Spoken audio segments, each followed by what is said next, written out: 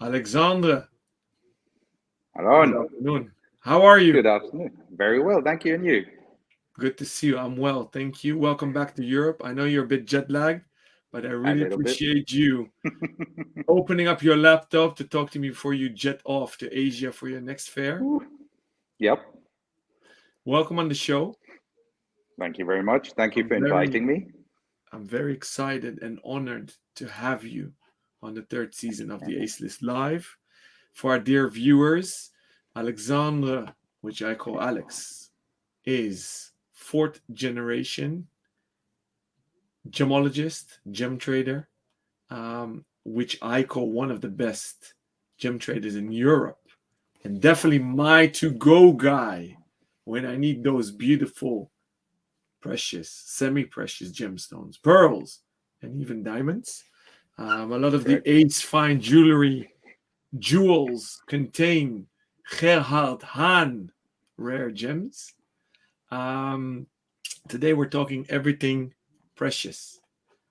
So please Fantastic. do hang back, enjoy, get schooled, because although Alexandre looks 10, 20 years younger than I am, we're from the same generation and we passed the 40 years mark, but he has a We're lot of there. depth. You have 120 years of knowledge in this field, and I even get schooled by you, which I always enjoy talking to you and seeing the marvelous gems that the nature gives us. Um, shall we just dive in? Because I have a lot of ground to cover with you. We have a lot of Fantastic. Let's questions for go. you. A lot of viewers sent in their questions. So before we start off, we do a wrist check with the men and watch guys. But the ultimate test with you is, are you wearing any gem? Well, oh, you got me on that one. I was actually prepared for the watch, so I was thinking about that one Okay. because I'm talking Ultimate to a test is, do you have watchman's any gems on your body? on my. Diamonds in your ring, No. inside your ring. No. So I went down to just wearing a brooch. Okay, I'm that's going cool. back to broaching. That's cool. So when I'm wearing a suit or a jacket, let's say, Yeah, I'd be wearing I have a beautiful emerald brooch. beautiful. Um, and I think yeah, men should go back to gem brooches because that's the way we could wear a gemstone apart just wearing a watch as a jewelry piece, right? Yeah, Or cufflinks. We can yeah, go for beautiful brooch and we can yeah, actually wear a gemstone and not break it. yeah. That's an amazing idea. I'll So, pull up your Instagram later on. Can I find a picture there? ooh, no, but I could actually get it. Okay, I could so get I it. need a You promise from you. please. People will start following on Instagram now. I want to post today, tomorrow. I don't know if you unpacked your suitcase yet, but I want this week a post with that brooch on. I With that promise. brooch? Okay, got it. You see, I Promise. especially put on a green tie for you, green suits. It's all emerald today. It's all emerald. A Although fantastic it's one. more There we go. tourmaline green, but okay. It's okay, but we can also dive into that section. So Okay. we're gonna Good. go there. So, okay. You were prepared for the wrist check. So, what are Absolutely. you rocking? What's your favorite watch? So today it's here we IWC go. Portuguese 7 days. Exactly. We're gonna Lovely. go super classic. Yeah. Well, I was thinking about what watch to wear. I think, well, that watch was my first watch I bought myself, right? So I was thinking maybe the watch I bought for the birth of my son, but then again, I thought, well, we're having a business talk here, so well, friendship business talk, and that was the first watch I purchased from my own like self-made money, let's say, Cool. right? Yeah. In the days selling. Yeah. Lovely. Amazing. Stunning piece. Love it. Absolutely. Love It's it. a love-hate relationship. Is it? It's a love-hate relationship. It's one of the first it was one of the first ones that came out. So it had the old movement and it took a little bit of let's say tuning so it was going the way it should go. You as a gemologist knows that imperfections add flavor and spice to life. So Absolutely. And you know what? mechanical Now movements it's have a soul, so they're like us. They're cranky sometimes. exactly, and now it's a perfect watch. I have I have nothing to say, and it's a classical. It's probably one of the most elegant classical watches in that size. I don't know if I'm right there. I mean, I don't know. I don't want to insult any watch guys, right? But no, it's for a me, big boy. It's a big boy, but elegant. Exactly, but it's still fine and chic. You can wear it with a suit without it looking like a, Arnold Schwarzenegger type watch, right? Well put. Well put. Well put. Amazing. So, as you've seen the show, we have 7 standard the Ace list questions, and this is a bridge. You mentioned you have multiple gems, brooches, and watches. So, what is your favorite jewel, and what's your favorite watch, and why? Okay, so my favorite jewel, for me personally, like I just mentioned, would have been that brooch. Yeah. I just love it. I started wearing it, and it's just beautiful, And finally, I found a way how to wear a gemstone myself. I'm not so much into the tie pins or something like that. That even though one could make it quite nice, but going for the broaching bros. That is a Do fun you wear thing, it on your lapel? Correct. Yeah, and we're a bunch of guys now that are in the gem trade, and we're all friends, and we appreciate these kind of things. So we try to push that a little bit. You should. Did you claim a hashtag? No, but we should. Broaching bros. We should do that. Actually, I just went for that one now. So yeah. That's a good one. I think you hashtag should. broaching bros. So, all the viewers that are in favor, please say aye. I mean, we did the hashtag for Gemstones. You guys have the wrist roll, we have the rock roll. Yeah. Amazing. Yeah, I love that. Yeah. So that's a brooch and watch. Watch. Is it the Portuguese or something else? Right now, to be honest, it's a simple Rolex Datejust. I just love that watch. I have it. Any with diamond indexes? No. It's funny. I've never encountered a diamond dealer or a gemstone dealer that has gemstones on his watch. Nah, and it's getting en vogue, rainbow Daytonas, etc. Absolutely. But in Europe, I haven't met the first person yet. I mean, look, I like these watches, but to be honest, it's not for us. It's not for us. You stick to brooches. We stick to brooches. Fair enough. We can go for necklaces and these kind of things, obviously, but no, I'm not the stone guy in my watch. So it's not even the white gold bezel, plain and simple, gray dial, and right now it's my favorite day-to-day watch. It's classic, it's chic. You can wear it with a suit, you can wear it with a nice jumper, with a t-shirt. You'll always look good with that watch. So indeed, that's the way to go for me right now. That said, there's a few nice watches that just came out, so and you're not making it much easier with watches I've been seeing on your feed. There's a lot of temptation there. That's our task, right? Spam and inspire. Yes. Thank you for sharing, Alex. Second question, and this is a tough one. With more than a century of heritage resting on your shoulders, did you always want to work in the family business, or did you want to do something else when you? No.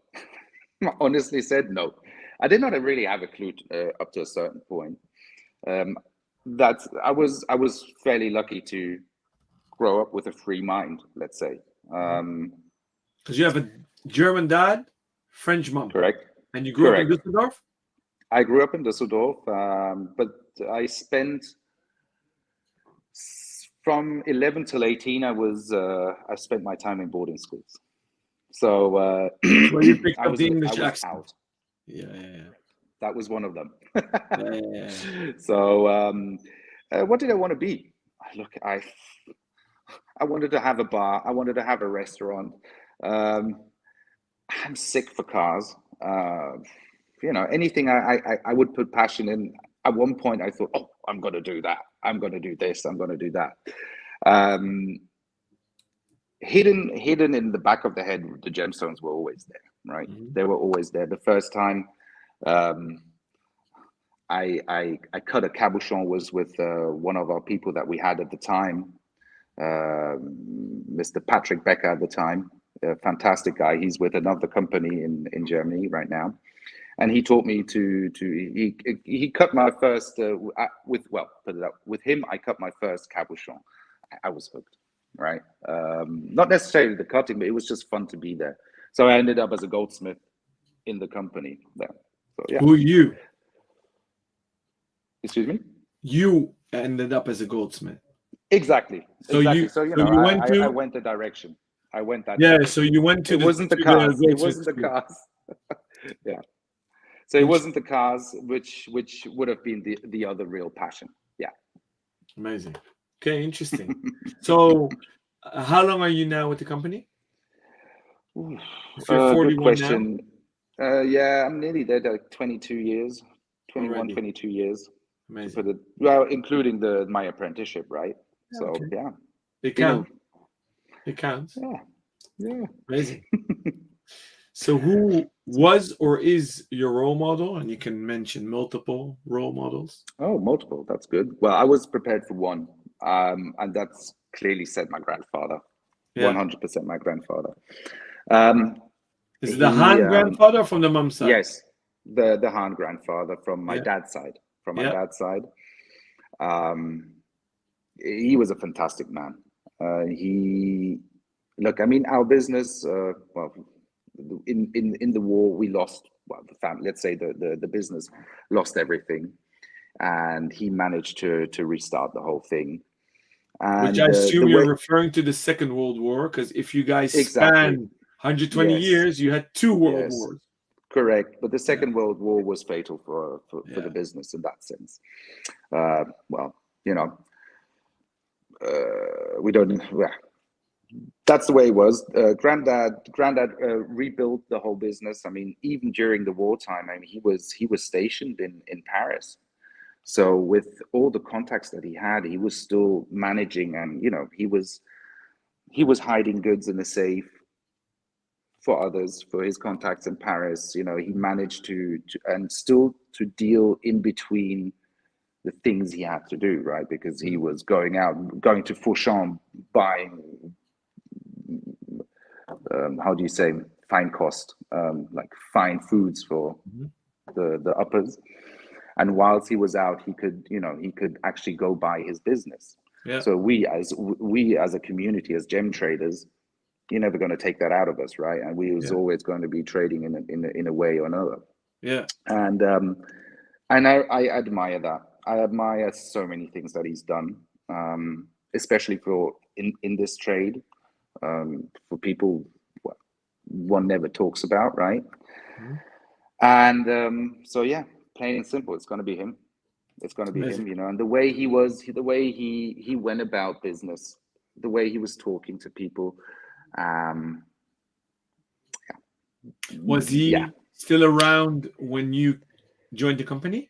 Yes. So he did mentor you as well. Yes, to a certain point. Look, at that time he was already fairly old, right? I mean, he died where he was 96. Yeah. Right. And so he gave me advice, but not too much, because you know, everybody's going to do his thing, right? I'm not going to be him. He's, you know. So he gave me advice, he gave me guidance, but the main thing was that he was interested, right? He was interested in the results in the end of the week. Okay, so because in the end, in his end days, he was staying with us at home, which was great, because so I could report to him every evening. Right. So how was the day? You know, what have you been doing, and so on. And that was the most important thing. So Lovely. I was actually the day he died, I was traveling. So Yeah, sad. no, Let's. no, it's not sad. It was sad, and it was very good. No, I mean Because you had sad to you take weren't there, but you were on Oh the no, road. exactly. But Ultra. let's Yeah. commemorate his memory by, you said he didn't give many advice, but the first thing that pops to your mind, what sticks out of these advices that he gave you? Because I love these history. Always leave with a smile. Always leave with a smile. Always. Good. There's no point. There's no point to be. You can be cranked up. People can be nasty in this trade. People can be very down-putting, but always leave with a smile. You got to come back at one point. I know you for I think 20 years now. Yeah, we're getting old, mate. Because my dad did business with your dad. Correct. I joined the company in '98, so yeah. I was buying pearls and gemstones from Hahn, and I think you joined also as and I can concur that both generations indeed are always friendly. Yes. And that's so. His advice was followed up, so I can concur. So thank you. Nice to hear. Thank you. Fourth question. Yeah, we met. You were. I remember when I started traveling. I mean, that's when I met you. I remember in the shop. I remember we were watching, saying, "Okay, that's an IWC selling point. Good guys, let's get in there." Yeah. True. Yeah. Fourth question: if you could teleport tomorrow, where would you go? Can I take two on that one? Yeah, and you can also time travel. That's a lot of people. A lot of people are bound by their own imagination. You can time travel as well. Oh, I'm time traveling. Trust me on that one. So, I'd go to the 30s in Paris, when my granddad was there. That was the days where he was still pushing lots. We had literally lots of cabochon and cut cashmere sapphires, which today are in a range of whatever, 50 to 150, 200,000 a carat and more. So these and belong to the rarest sapphires in the world. Amazing. In these days, he was pushing lots on tables, right? It's like, oh no, that's not it. That's not it. So if you can imagine, if I could time travel now, I'd go back there, go and choose some good stones, and by the way, you used the word stationed in Paris. I assumed in a different context than the family business, but you meant he was there. Oh yeah, he was in running the Hahn office. Nope, he was in the army. In the army at the time. So, and he was based. So because we always had a connection to France. As a gem trade in Paris. Yeah, he was in Paris.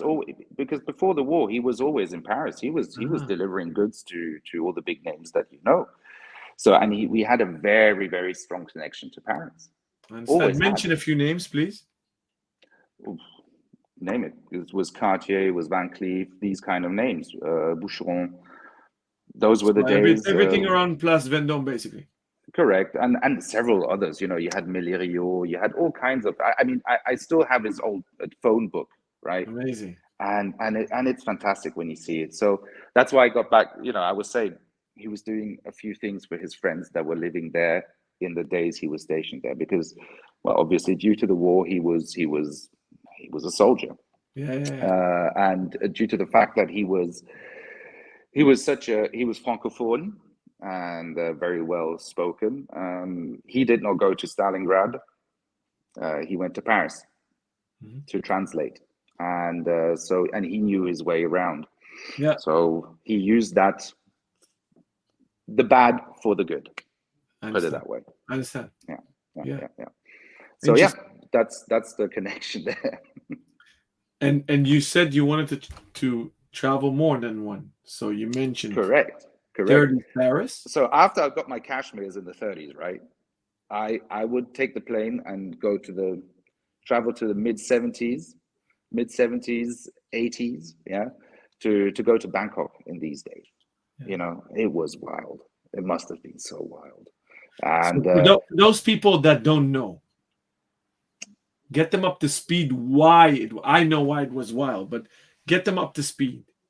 so, you know, in these days, I mean, Bangkok was still then also a main trading hub for gemstones.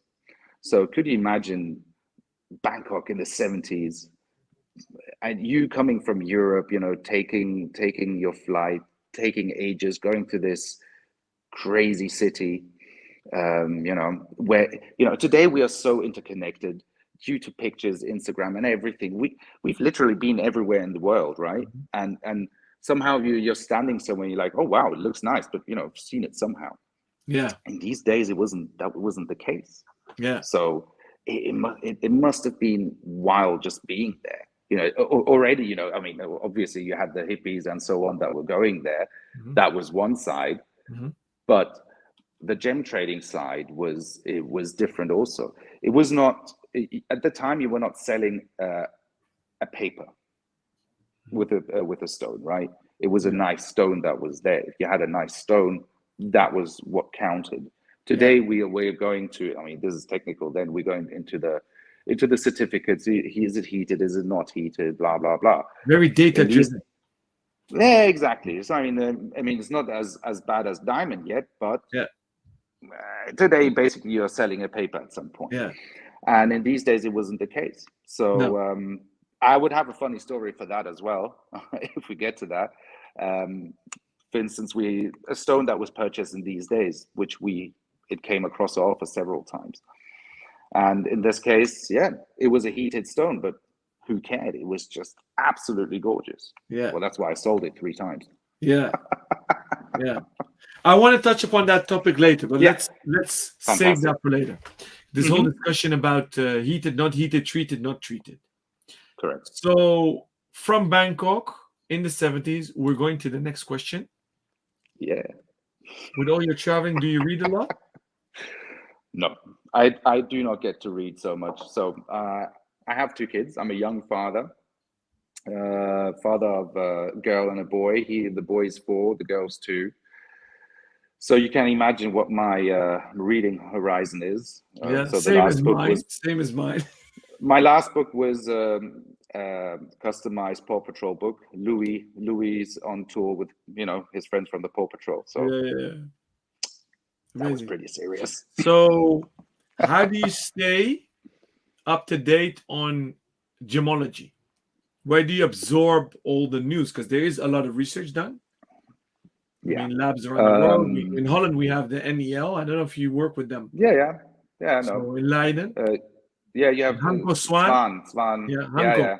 He's amazing. Swan. He does a lot of academic research. So I read his reports. Yeah. He has No, I know him well. I came across him, I think probably one of the first big sales I've done in Holland. Yeah. And we came across his lab for the stone that was sold at the time. Which I can't go too much into details. But that he was mainly involved. Well, mainly. His herd was a very important aspect. Yeah. Because we use their certificate as well, and I use my friend's Goebbelins in Switzerland as well. Yeah. You know, so how do we keep in? Look, it's you know, it's like it's you know, you feel it, you hear it whenever you're traveling, you speak to people. There's always something new, right? And also, once you get a result for stone, which is not the one you're thinking you're going to get, right? So that's already a point of discussion. So you're going to go and ask, so what is the reason? What is it? Why is this, right? And that's how we learn on the way. So basically, learn by doing, literally. So if I'm honest, if you don't spend your time looking through the microscope every day, your gemmological knowledge in terms of looking at the stone will fade a little bit, but you just, whilst in the trade, there's different aspects which become more important, right?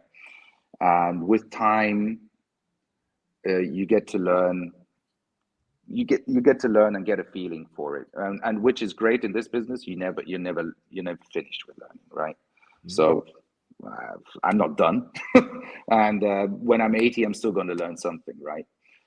The only thing is, Which I love about that's what I love about it.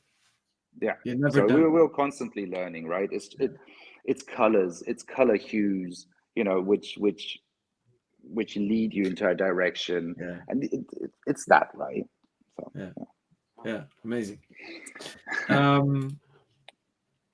So before I ask you the sixth question,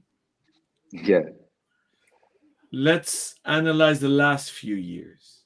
What did you see as trends in the last 2-3 years coming up today in fine jewelry, and therefore gemstones, diamonds, gemstones, colored stones, and where do you think it's going?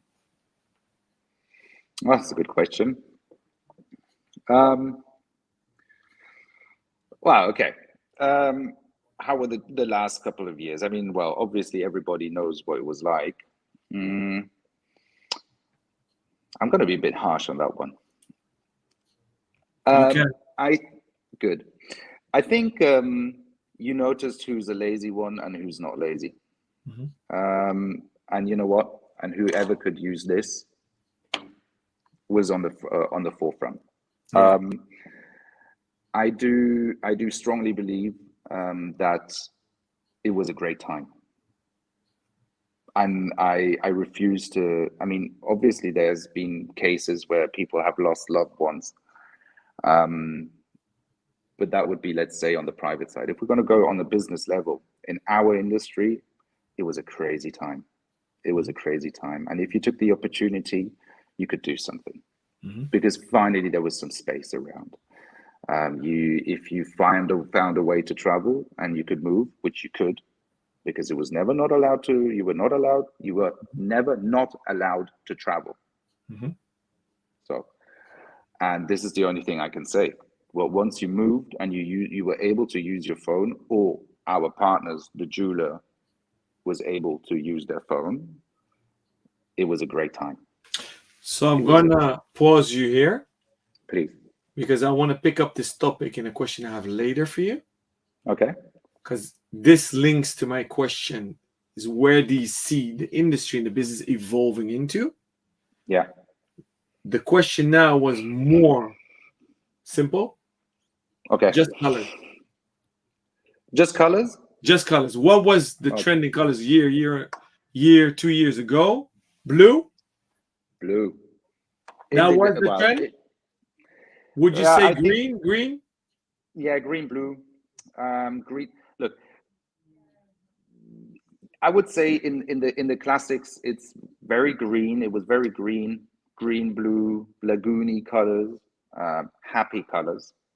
Happy colors were always going. Sparkling, open, happy colors. I can't put the finger down on one, but if I would go for one, it would be these lagoony colors, green, blue. Yeah. Definitely. Amazing. Happy colors. And where do you think we're going to? Oof.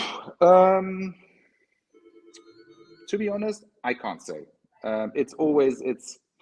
We have stuck to our idea, to the three classical ones, and there was no. Which is what? Trend. Emerald, ruby, sapphire. Ruby, sapphire, emerald. So red, blue, green. Correct. And you never can go wrong on one of these. Yeah, right? But you say that stuck to it. You guys offer everything. But what do you mean? You're the strongest in these three? We're the strongest in these three. Inventories and exactly. We're very strong in these three. Exactly. And we always have a tendency to blue. So that's why going to what I was just showing there, blue tourmaline, which is the rarest variety. We went for blue again, right? So that is, for us, let's say that's a very strong color. If we go to trends, we go back to the lagoony blue-greenish colors, trend colors. Yeah. The trends always fade, right? Yeah. Interesting. Okay. Last question in this series. well. You're not done with me for another Oh, half an no, hour. no, no, but that's a good one. So you just said you've been to Amsterdam already, and you've been many times. But what Yes. is your favorite memory of Amsterdam? What do you love the most about Amsterdam? I love the food aspect. You have phenomenal restaurants. What I love about the Dutch is just you're a bunch of friendly guys. You're real fun to be with, right? So, What you see you is know, what you get. We're like a gemstone. yeah, yes, but it's true. There's a big, we have a big cultural difference, and I've always enjoyed being around my Dutch friends, partners, um, and especially Amsterdam. Oh, one in Amsterdam was fantastic. You have this great old bar, it's an old seaman's bar. The actual bar. I'm not that tall, right? But the actual bar is so small because the guys were not so tall in these days, and that was phenomenal. And that you have these kind of things, this rich seaman culture, which is still in this city, paired with modern cuisine and amazing little hotels, and in the Grachten. It's beautiful. It's just beautiful. It's a little Venice. Let's build a parallel to our industry. Do the Dutch or Amsterdam stand out in jewelry design or the requests for gemstones that are out of the ordinary, the average in Europe? Do you see different buying patterns? Yes and no, because well, put it that way. You do like your jewelry, right? So that is something, and you'd be wearing it with joy. Whereas a lot of times in Germany, people would tend to hide, or they will maybe not dare to wear a big piece going out somewhere. You know what I mean? So they're not too scared. They're not too scared to show a nice ring or something like that, because that, and in the essence, this is what you need as a jeweler. You need your people to wear it, and you have Maxima, which is fantastic in that way, right? She's a jewelry person.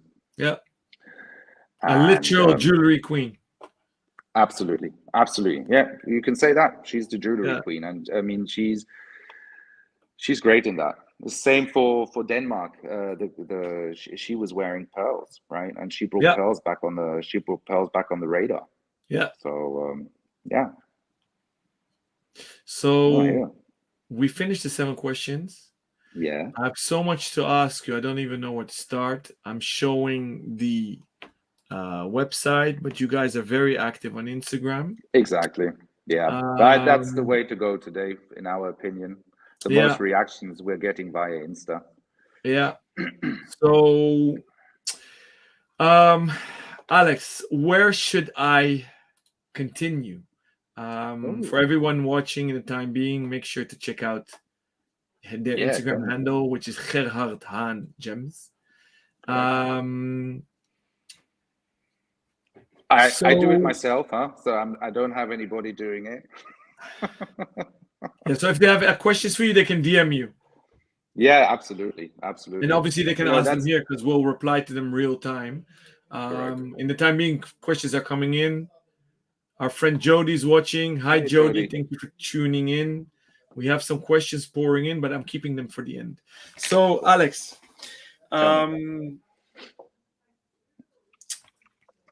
not so much what you would wear, but as a professional, what is your favorite gemstone?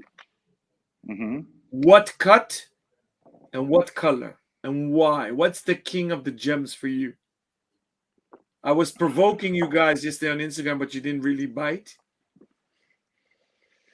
Okay, so. And do you consider diamonds a different class, or do you say, hey, that's a gemstone? In your world, pearls are a different world, right? Okay. Pearls are something different. That's completely out of the. Pearls are different. Would you classify diamonds a different world?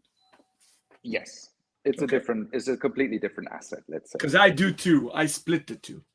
Absolutely. With the diamond, we are speaking about a product that we could work by paper, right? If you understand the paper right, if you understand the measurements right, the ratios, you can work on paper without seeing the stone. Whereas the colored gemstone is really, I don't know how to say the word in English. It's a product that you need to feel, see, to touch, right? You know, a color is an emotion somehow, right? I mean, you know it from yourself. You look at something, you either like it or you don't. It's decided in a split second, right? Your mind will go bang. I like it or I don't like it. So we really are on an emotional basis. Like here, with like the picture we just saw. You know, we have a combination of green, pink. If you don't like it, it's too fancy. Well, bang, you're gonna think that's not for me. The other one's gonna say, "Oh boy, that's a fantastic combination," right? So yeah, there's a significant difference, I would say. To come back to my favorite stone, that's hard. That's a very difficult question. Mention a few. What's your favorite? It's like, what's your favorite kid? You know? No, but it's not the same. I mean, it's your attractive. But I know what you mean. I love colored diamonds, but white is the best. Cuts, correct. I love an emerald cut. I love an Asher cut. But for me, in the end, it's about the design of the jewel, right? I get you. I love the classic cuts. Gemstones. I never was drawn to emerald. No, I love because I don't know why. Okay, so then I'm going to hit you. Sapphire. So I'm going to hit you with my stone. Then I'm going to hit you with my stone. It's going to be the emerald. Yeah. Okay. So I love emeralds. I love emeralds. Okay. So that's but you know what the problem is with me? I analyzed it. Once I had a Colombian, untreated, unheated, so fine emerald in my hands, I was blown away. So my exposure as a kid was to these cheap, milky, cloudy, infested with inclusions emeralds. So they didn't speak to me. Understandable. I always tell my customers and my friends, gems are like art. Art needs to do one thing: provoke emotions. If they don't move you, it's not art, negative or positive. And if it's a positive thing, go for it. If it repulses you, don't do it. So it has nothing to do with ratio. It needs to make you happy. And with anything that comes from the earth, it needs to have life, sparkle, éclat. Yeah, but it has to touch you here. Have life. I don't like I don't like moonstone, for example. Opal is good, but that's me. I like the transparency, right? I understand. I fully understand what you're saying. But and with pearls, isn't that a great thing? But isn't that a great thing? Yeah, it's phenomenal, and that's why the gemstones are so good, right? There is not one single one that will be the same. Everybody has a different taste, and so that's why there's space for everyone, right? Yeah. So, funny enough, you mentioned the opal because when I was a kid, I hated opal. Honestly, I just hated it because it looked like a vending machine stone, right? Today, I understand it, I appreciate it, and I really like them, right? Yeah. But as I said, to get to my favorite stone, it would be the emerald. I'm fascinated by the depth of certain stones, the green, the actual green that is there. So, and when you get into the treatment side, so in emeralds, especially it's with the oil, where we do a lot. And if you have like a non-oiled emerald, which has a phenomenal crystal and is clean, it's so rare. It's magical. And the green is different. It's not like this, like you said, these milky stones and so on. That's where you can get. And taking the emerald stone in green, what cut do you like the best? I mean, obviously the emerald cut, the classical emerald cut, but I'd even go for like the antique emerald cut style, which is so fine, and not every stone has. Most stones are squarish emerald cuts or maybe elongated emerald cuts today. Yeah. But I like the antique style. Long sides, long side facets and so on. That's what really gets me. Well, that's why emerald brooch, right? Exactly. So I'm a bit all over the glow. place. I'm a bit all over the place. We worry. have a lot of questions, and one of them is somebody sent that in, which was actually one that I deal with on a daily basis. So I want to see how you reply to that question, which is, what is the difference between precious and semi-precious? That's where a lot of people get mixed up. So the first question I always get, they don't understand diamond and brilliant, right? So a lot of people get confused in material versus the cut, the polishing of the item. So, okay, that's the first question consumers when they start buying jewelry. But where on gemstones, people get confused between those terms. And I technically say it doesn't really exist. Once we created that term, but gemstones are classified in hardness, how much life sparkle they have, and at a certain point we put a cut between precious and semi-precious, right? But what do you tell people? Yeah, that's a good one. Look, I mean, so I don't believe in precious or semi-precious. I do not believe in to distinguish that. I think they're all precious stones because all of these stones are rare. And today, if one said an aquamarine is a semi-precious, it's not rare, he's wrong or she's wrong. These stones are getting rare. The super fine Santa Maria colors, try to get one, right? Proper stones are very hard to get. And when you look at the price structure that is coming up, I mean, we are right up there with sapphires and with sapphire. There's a lot of stones which, I mean, if you go to the Paraíba, I mean, we're talking tens of thousands of dollars a carat. So is that a semi-precious? No. Right? And then what is also, sorry, just a quick one, because you mentioned the hardness. So if one is going to say, oh, well, the tourmaline is not as hard as a sapphire, well, then I'm sorry, but you're wrong, because the emerald and the tourmaline are close to each other. The cousin. I mean, they're what? They're 7.5, and the emerald is 7.5 to 8. So.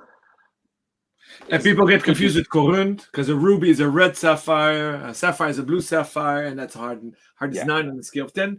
And what in Dutch, it's in German, we use edel, edelmetaal, edelsteen. So what I try to explain to people that are not Dutch or German, that the precious refers to edel, which is very pure. And the pureness is in metals, is platinum, gold, silver are the 3 most famous and precious metals, whereas silver is cheap. But what we mean by that, it's hardly mixed in the alloy. And it stays the same composition, color, structure, although silver tarnishes. Gold and platinum hardly or never. It's very precious because it's homogeneous, and you can always bring it back to the same state very easily. So with gemstones, by UV light or whatever, you can change the structure, color, the quality. And that's also why once they made the segregation between precious and semi-precious, it could be hardness, right? But everything can damage and etc. So going from that discussion, I want to roll into the second question with you, is give our dear viewers a crash course in if we stay in the world of colored gemstones. In diamonds, there is a bit of treatment, but the majority is hijacked by lab-grown or natural. That's the discussion there. Although they still fill diamonds with silicons as well sometimes. So there is treatment there. The world of gemstones is less transparent than diamonds, let's say, difficult to grasp, as you said. It's less of a certificate business. It's less data-driven. Every gemstone is unique. So in our world, we always say, hey, is this gemstone heated or not? And then we talk about treatment, which heating is also a treatment. So it's very confusing for consumers. Exactly. give us a crash course, Alex, please. So on a Why quick are level, gemstones even heated? excuse me, what? Why are they even heated? Yeah. For those Okay. that have never heard of it. And then walk us through the treatment story. Okay. And why gemstones are so expensive when they have been untouched, besides cutting. Exactly. Well, look, on a quick one, without getting too technical, because that is just putting off. So where should I start? Look, so let's say the heat treatment. The heat treatment is already the first step of improving a stone. Would it be for the inclusion pattern you're seeing by eye? Because by heating, the crystals explode, and whilst you see in the stone, it looks like there's less inclusions, and it's there to improve the color. So if you'd have a non-heated sapphire which is lighter in color, which could be heated to improve the color, well, then you would do that, right? So the heat treatment, so you in where we work in the rubies and the sapphires and the tourmalines, heat treatment is a common thing. We would not consider it as a bad thing, and this is really important. May I add something? Why? Yes, please. Very quickly, please. for our viewers. Gemstones are basically minerals, rocks that are created by millions of years with heat and pressure and a chemical reaction. That's why what Alex says, heating is not that bad, because the inside of the earth is hot. Exactly. The heat created everything, right? Correct. That's why there's no stigma on that part, right? Exactly, because you do have a certain natural heat treatment that was going on. I mean, especially like I call it tanzanite. Yeah? I call it helping nature a little bit extra. Exactly, giving it a little, you know, giving it a hand. Yeah. So and especially in days where fine goods are getting rarer and rarer and rarer, it's a thing that we should consider, right? Because the budgets are the budget has to go fairly high once you go more natural. So one has to consider a nice heated stone is not negative. We start to talk about negative things when we talk about fillings, right? Lead glass, borax, whatever, residues, oiling in rubies, which is fairly common in Burmese stones. Again, without getting too technical. So for those that have never heard of it, Alex, explain it to them. They literally inject they oil the stones. They oil the stones. Like Botox for a human being, right? Exactly. Or people use fillers because rubies, for example, they have when you look at the rough or the stone itself, there's so many cracks in the stone, so the stone gets unstable, right? So once you cut it, it's going to fall in thousands. You can see it here. You see it's rather porous. Yeah, exactly. So this is for tourmaline, for example, right? I mean, in tourmaline, for example, heating is a process. Usually in tourmaline, it's a low temperature heating, which is enough for it to improve. Which is also very difficult for the labs to detect, okay? Because we're talking about a very, it's a small heating process, or small temperature. Whereas in ruby sapphire, it's much, much higher. But again, to get to the fillers, so these are the kind of things we absolutely keep our hands off, because this is something we do not consider as well. It's our company policy, just to put it that way. We want to deliver top end goods, either heated or not heated. But if you're going to get a heated stone, it's going to be a top stone. Yeah, finished. And that is the main thing. So in emeralds, you have oiling. In the moment, there's a big disruptancy in the market because it's a big discussion, but there's a big group of people that wants to bring back the traditional cedar oil process to the stones, whereas we have been going with certain resins up to today, which were great because they are stable. But there's a big call for natural oil nowadays, I want to, which is not as stable, right? But it has been yeah, done always, has always been done. and I want to add also why, on our end, we're also not fan of these treatments. Is, and I guess that's why our philosophies match, and then we like to work together because we have a long-term vision. Yeah, and long-term goes hand in hand with quality. Correct. And beautiful jewels, as Patek Philippe says, are never actually yours. You just preserve them for the next generation. Correct. But with all these treatments, you can't guarantee quality, because we just saw a video I put up of a goldsmith fire. All jewels are made with heat and fire. A filled gem with a bit of heat or whatever treatment or craftsmanship or pressure can crack, it can lose the oil, it can change color, UV light can damage it, etc., etc., etc. So we can never guarantee quality, and that's why we don't like to work with them. Correct. It's not snobbery, we're not snooty. It's not that we want to sell expensive stuff. No, it's not that. It's cutting corners, I think, and that's what we don't want. You have to, I mean, you want to sell a stone today, and it's like my granddad did. You know, he could have sold a stone in the 60s, and, you know, I'd be more than happy to take it back in because I just know it's going to be something fine, right? Yeah. And I'm more than happy to trade again. Maybe that's actually an analogy. Maybe it's even your business principle. You'll only sell whatever you want to buy back. Oh, yeah. Oh, wow. Yeah, absolutely. Basically. I mean, look, and that's why we have the laboratories to support us with this. So to get back to that point, we do sell every stone with a lab report, which is super important also for the trust between, let's say, the jeweler, the brand, with the end consumer, because we know our relationship, right?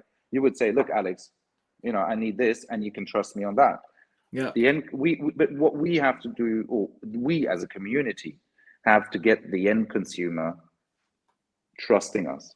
And we have so many bad people, but we also have so many good people, right, that are ready to go into the right direction. Yeah. And especially, I want to pull up this.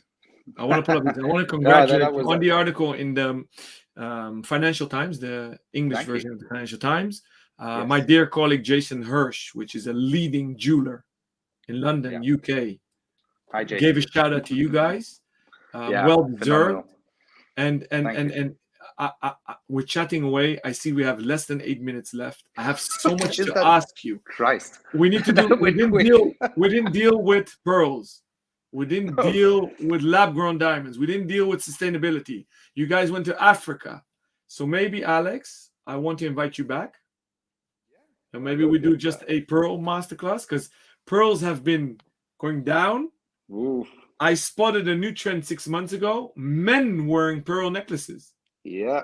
Young kids wearing necklaces all over the world. I traveled this summer. I spotted them in Europe. I spotted them also in the Mediterranean. There's some guys promoting it pretty well. Yeah. So and we're buying more pearls from Hahn again. So I want to do a pearl special maybe with you. So you guys, if you want us to do this special, hit us up, place a comment here, send us a DM. And actually I have a lot of more topics to discuss, but it went really quick. It's the first time I'm doing something like this. It went quick. We have a record holder. Rocky has seen every episode live and participated in every episode, so I have to give him the respect and pull up his question on YouTube. Rocky asks, he says, hi there. What color diamond is most popular now, and do you know why? He continues, is it always that popular? 30 years ago, I couldn't remember that colored diamonds were that popular. Yeah, that's correct. I mean, look, I've personally not been in the diamond trade for so long. So, you know, I would consider myself as a beginner. That said, from what we are seeing and the questions we're getting asked is pink diamond for sure. The pink diamond is really on top. Well, blue is sought after as well, but the most, let's say, requests we get would be for pink diamond for sure. I mean, this is also due to the fact that, I mean, everybody that has been watching some of the Christie's and Sotheby's auctions and so on have always been confronted with like phenomenal and famous colored diamonds. Mm-hmm. Also, the fact that they're getting They're very rare, right? It's exactly. So if we rare. go to the investment section, I mean, what else is there to invest in? Then, like, and that was a topic also, especially in these days. In these days, when you talk about inflation, I mean, these kind of goods are rare as hell. It is rare. Same as a cashmere sapphire, same as a no oil emerald. These things are extremely rare. So on the investment side, that's why looking at the situation today, there's some big numbers going across the table. Thank you, 30 Alex. years ago, I want to jump to another question on this topic. Thank you, Rocky. Again, we appreciate your passion and always joining us. Thanks, Rocky. Somebody else sent in a question beforehand that couldn't join live. And I kind of want to end with this question and with the promise that we'll be back. This person sent in a question. Do you think gemstones are an investment? And because you started about that topic. Yeah. I do strongly believe it's an investment if you have time, right? If you have time? If you have time. It's time to do research or time to hold on to them? To hold on to it, to enjoy it, to leave it in your safe, to look at it, or to wear it as a jewel. Because it's not the typical asset that you're going to flip the next day, the next year, right? It's something you have to be able to do and to forget about. That's what I say, because otherwise I would not sell it as an investment. If you have 10 to 15 to 20 years to keep it, well, then you can be sure you're going to make a big profit on it. Yeah. And what would you, if people are interested, because the funny thing is, at the moment that gold was at its peak, we sold kilos and kilos the last 2 years. It's the weirdest thing ever. I told people, don't do it. Diamonds, we sell a lot of investment diamonds. Yeah. Gemstones, I have less requests. If I get these requests, what would you recommend them to look at? And I'm quite sure you're going to say sapphire and emerald. Correct. Ruby, sapphire, emerald. The three classics. The three classics, because everybody knows. Untreated? Everybody knows it. Unheated, untreated, and always top notch. So, and top provenance. So, Burmese ruby, Burmese sapphire, Kashmir sapphires, phenomenal Sri Lankan sapphires. I'd even go to Madagascar, which the colors are phenomenal, and in 10 years, well, there's going to be less. But these are Colombian emeralds, right? No oil Colombian emeralds. So what I want to conclude here, those that are interested, obviously you're always welcome at Ace, 7 days a week. You want a 3-way call with Alex, me, and you, we're up for it, right, Alex? Absolutely. Right. Go ahead. And I'm not going to lie. I'm going to tell you the way it is. Yeah. Sometimes it's no fun, but if you want to do something right in this case, that's what they're used to at Ace, and that's why we work with you guys. Excellent. Thank you for everyone that have been watching live or afterwards or listening to the podcast episode of this video. We have 3 people in the pipeline for October. We're still trying to pinpoint dates, but for November, we have 2 esteemed guests. Niels Eggeding, our Dutch friend, the CEO of Frederic Constant. And the week after that, Pim Koeslag, who is Niels's buddy and mine as well, but bought into Christian van der Klauw. So November is going to be fun. I promise you, October is going to be fun. For now, Alexandre, danke schön, mein Freund. Merci beaucoup, mon ami. I don't know what language you prefer, and I hope to welcome you soon in Amsterdam. Look, I'd be happy to. Thank you, my Fantastic friend. format here. And don't forget to follow Alex at Gerhard Han Gems. Cheers. Ciao. Bye.